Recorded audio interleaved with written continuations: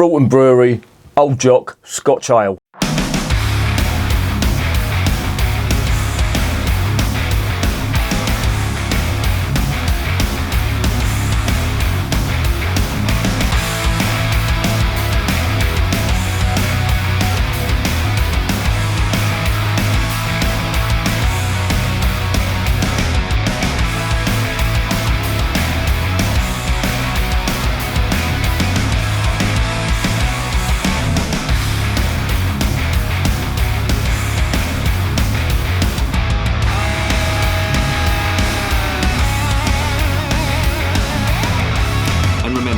Life is too short to be drinking shitty beer.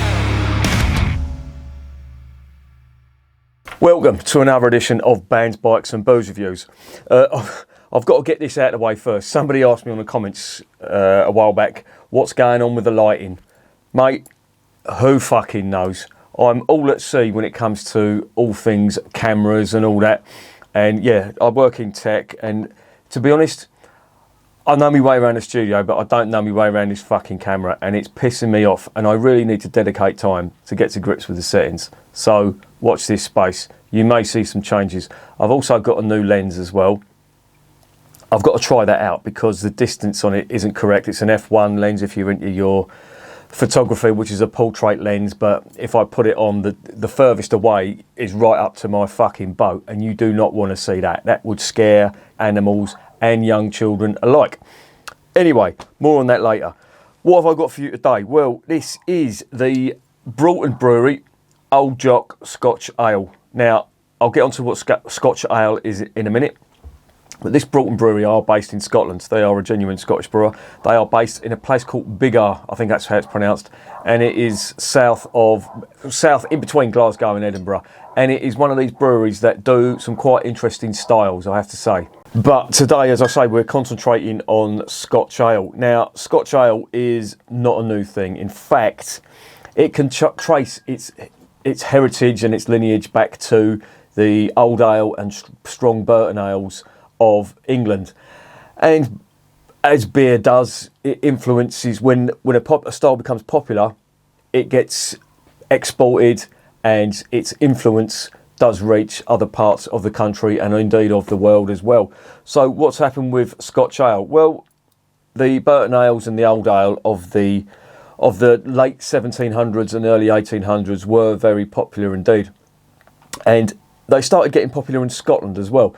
Now, Scotland is quite unique in that it has not many places that grow hops. In fact, I did read recently that hops don't grow in Scotland, which did surprise me considering the amount of arable land that is up there, but it's not a thing up there apparently.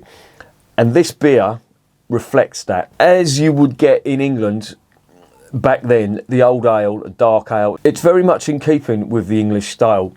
However, there is a notable exception.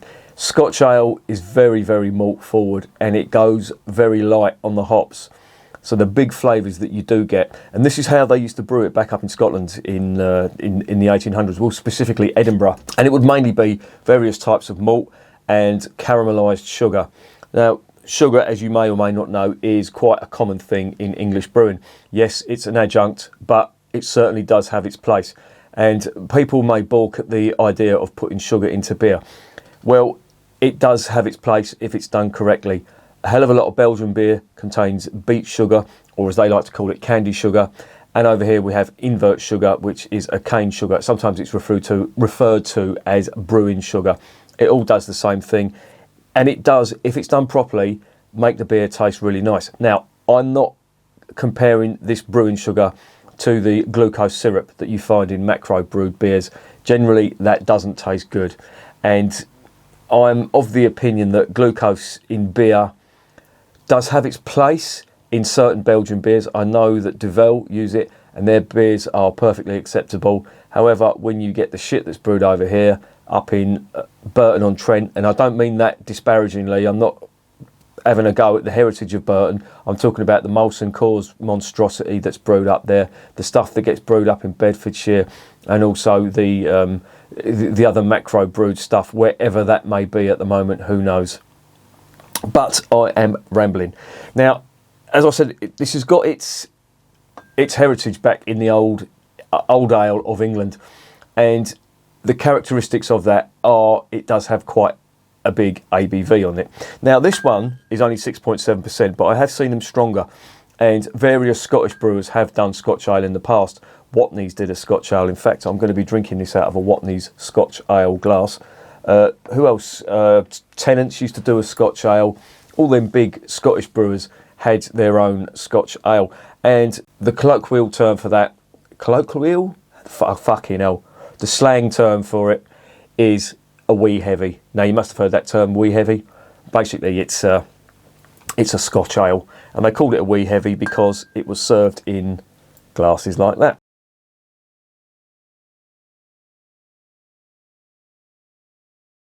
Wee heavies, barley wine, old ale, that type of thing, all very similar. All very nice indeed. My kind of English beer and Scottish beer as well. I have tried a couple of Scotch ales in the past whose names escape me, but I'm looking forward to this one. Now, this brewery have been going since 1979, and as I say, they are based in a place called Biggar, which is south of Edinburgh and Glasgow. If you can imagine Glasgow there, Edinburgh there, Biggar is sort of down there at the tip of the upside down triangle. Now, the beers that you get in this range from other Scottish breweries, I'm just, my mind's sort of racing to try and put my finger on what Scotch ales I've tried before. The one that springs to mind is the Skull Splitter from the Orkney Brewery, and I really should try that again. Now, that is a whopping 10%. Well, it was when I drank it. I don't know whether it still is now. And I remember when it came out, they got quite a bit of a rollicking for that, because they said that I was very irresponsible brewing beer that's 10%, which is absolute bollocks. If you buy a bottle of wine, that is just as strong, sometimes even stronger. And then, of course, you've got spirits as well. So don't have a go at beer brewers for brewing strong beer. It's like having a go at tool makers for creating axes or something like that. You know, if someone goes out and murders people with an axe, it's not the tool maker's fault, is it? So I don't like that fucking nanny state government interference when it comes to beers. You know, just fuck off and carry on ruining the country and leave us beer drinkers in peace to drown our sorrows. But yeah, Skull Splitter was a good one. In fact, anything from the Orkney Brewery is a good beer. I don't think I've had a bad one from them yet. I'm again trying to rack my brain, and no, definitely can't think of one. The Dark Island that they do, I'd term that as a, even though the ABV is slightly less, I'd term that very much in the old ale style, possibly even a Scotch ale style as well. It's very dark, very smoky, very peaty, but it is absolutely gorgeous. And I've had that on cask as well down in London, believe it or not. And I had every intention. I was going through a wheat beer phase, and they had Meisel's wheat beer in the fridge, and I thought, right, I'm going to have some of that, but I've got to try some of this Dark Island. Well, I never got around to the wheat beer. I was just caning this Dark Island, and eventually, I'm not saying I finished the cask, but I drank it and they ran out of it, and it was off. So, yeah, good stuff from the Orkney Brewery. Anyway, we're not talking about the Orkney Brewery now. We are talking about the Broughton Brewery, and we're talking about Old Jock. So let's shut up and let's investigate this beer.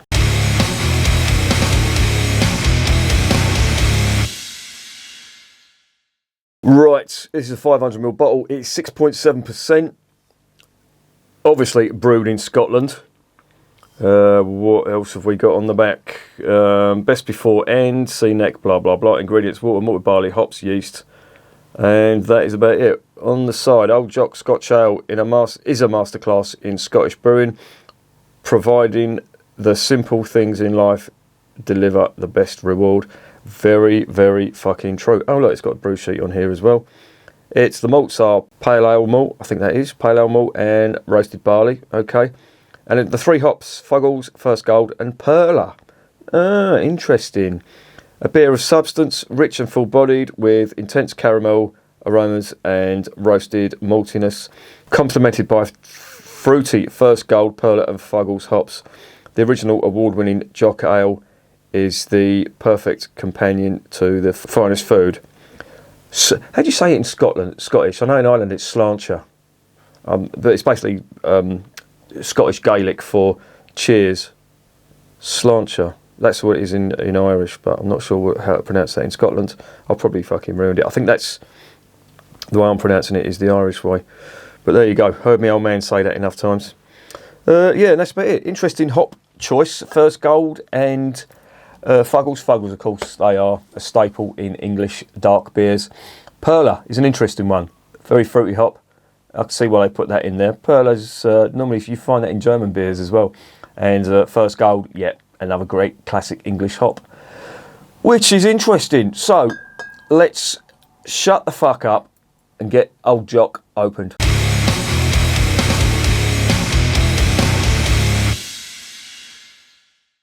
Right, Jock, in case you're wondering, is a name for a slang name for John in Scottish.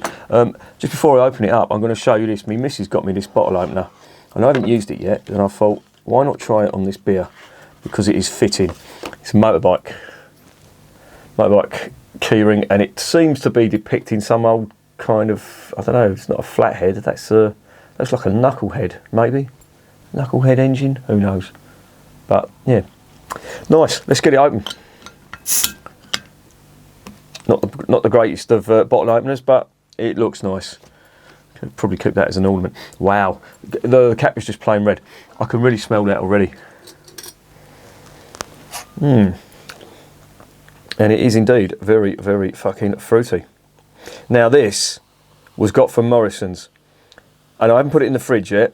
I want to get it at room temperature because I want to see what kind of flavours are coming from there. It doesn't say what temperature to drink it on there. So this is, I wouldn't say it's room temperature, I'd just say it's very, very, it's bordering on cellar temperature. But it looks nice, certainly. On the nose. Oh yeah, big fruit. Very reminiscent of the Golden Pride that I was enthusing about the other day. Someone told me Golden Pride was what the, was it Golden Pride or 1845? One of the two. From Fuller's. That's what the vintage ale is based on.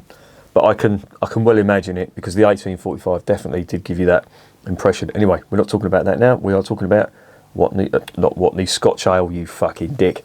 We're talking about old Jock from the Broughton Brewery. Yeah, really nice. And as I say, very reminiscent of the 1845, the Golden Pride. Very much in that style. Big malty character, big caramel. And again, this does put me in mind of that invert sugar, lovely invert sugar aroma, lovely sweet fruit, sweet dark fruit. Yeah, very nice, very reminiscent of the English old ale style, but of course this is Scotch ale, so just call it a wee heavy instead.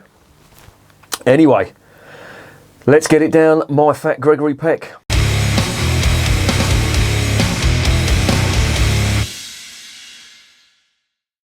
Bottoms up.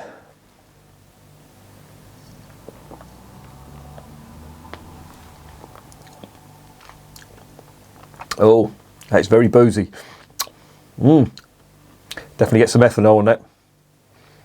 But it's nice. Oh, in fact, it's really nice. The body, I am noticing, is not as full as the Fuller's 1845 or the Golden Pride.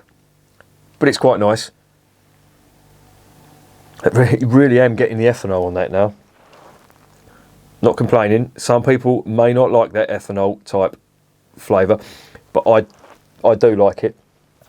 Now, I was just about to say, this kind of beer is very reminiscent of, well, I'm not saying very reminiscent, but it's reminiscent of a Belgian double.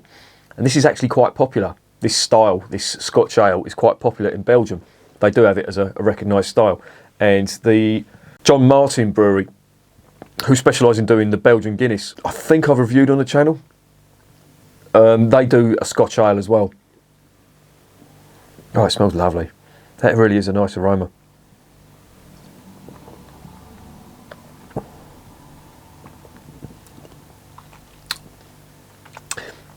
But there is big ethanol, big dark fruit. You know you are drinking a strong ale when you drink this. Now, I'm going to compare it to stuff like the Golden Pride. I'm going to compare it to the 1845. It's very much in that style. However, as good as this is, and it is good, don't get me wrong, I don't think it quite eclipses the Fuller's 1845 or the Golden Pride. But it's still a nice one, I have to say.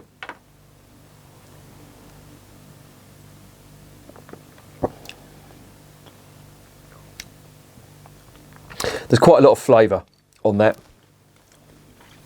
No real hop character. And when I say hop character, I mean hop bitterness. There is certainly fruit on there. Now I imagine that's coming from the sugar that's been put in that, and whether it's naturally occurring sugar in the malt or the fruit that's coming from the hops. I imagine these are quite late addition hops because there isn't really much of that alpha acid bitterness that you would associate with a beer with 3 different hop varieties in there.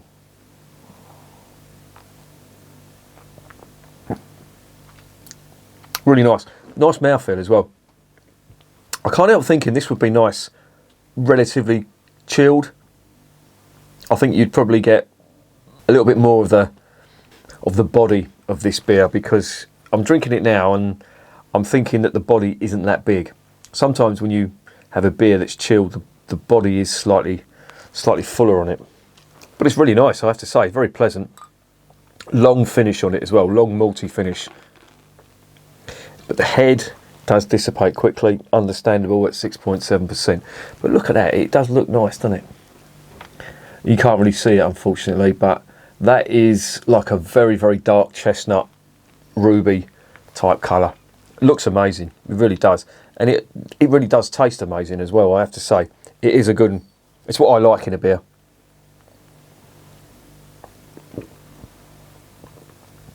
Really good head on that as well. Did I just say good head? Fuck. Oh, nice toffee notes that they did mention toffee on there. Originally it was caramel, but when you concentrate on that finish, it's more like if you can imagine a smoky caramel. Now that really, I did say toffee, but I'm thinking it's more of like a smoky type caramel malty flavour. I imagine, and it's probably subliminal because I'm thinking of Scotch as in the spirit, but that sometimes people say that it has got quite a peaty and smoky type flavour to it. This has got that, but I think it's just where either the malt has been roasted or even some of the sugars have been caramelised in this.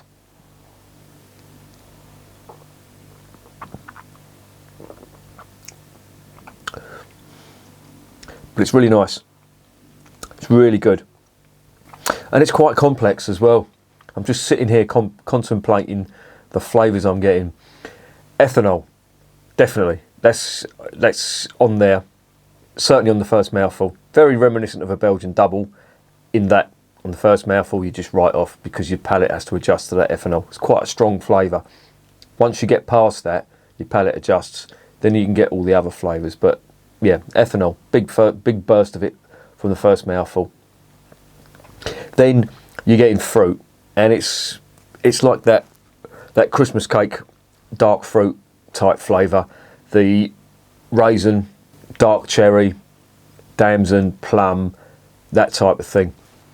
And there is a little bitterness on the finish, but it's not big. And I'm assuming that's coming not from the roasted malt that's in this, but possibly from some of the hops, but it's subtle. This isn't about the hops at all.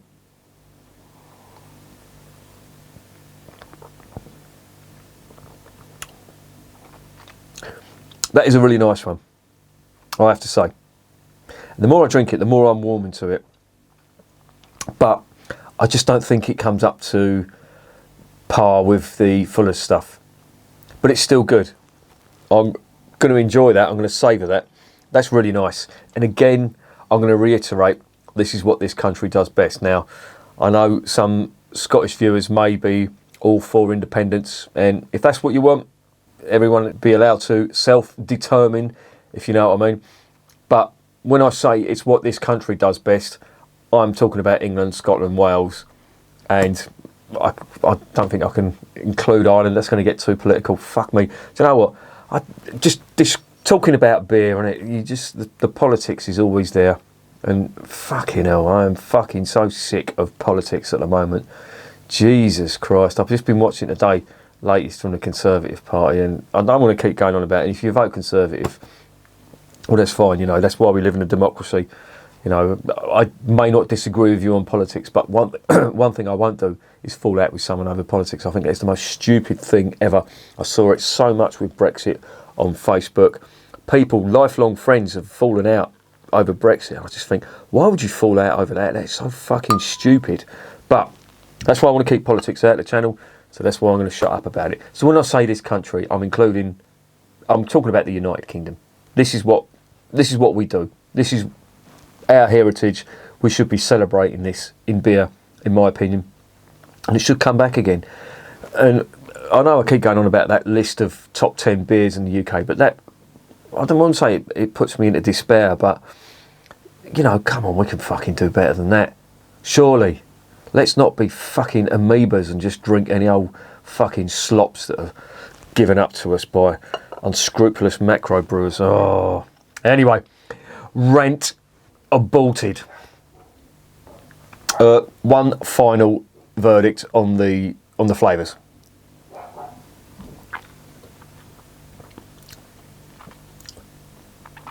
Right. This is complex. Fucking hell.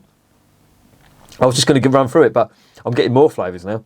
There's a bitterness on there now, and I think it's a mixture of the ethanol and some of the hop character and the malt character as well.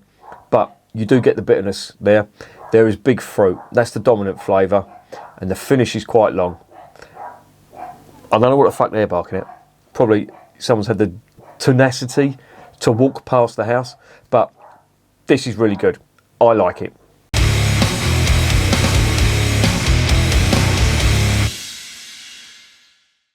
So what's the verdict on Old Jock? Yeah, it's good. And I got this from Morrison's and it was £1.75. And I think I may have to shimmy on down there and get myself another bottle of it, because that is an absolute fucking bargain. I love it. I think it's a great beer. I think it's very much in the old ale, not the barley wine, but more the old ale style of beer.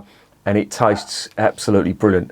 I don't think it's as good as the Fuller's 1845 or the Golden Pride, but it is still a worthy beer. And I am going to give that a solid, and I do mean solid, I'm toying between 8.5 and 9, but I'm going to go for 8.5. That's a really nice beer. I do like that. And maybe I may revisit this and drink it a little bit colder, because I think that was a little bit warm. I'm wondering whether the body would be a lot bigger if I had it just a little bit more chilled. But either way, I still like that. That's great. And it's what this country, and you know what I'm talking about when I say this country, it's what this country does best. Big, strong, malt forward ales. And that is a worthy 8.5 out of 10. Bordering on a 9. And yeah, if there's any left, I am going to get some of that. Yeah, love it. Recommended. And remember, beer is working class champagne.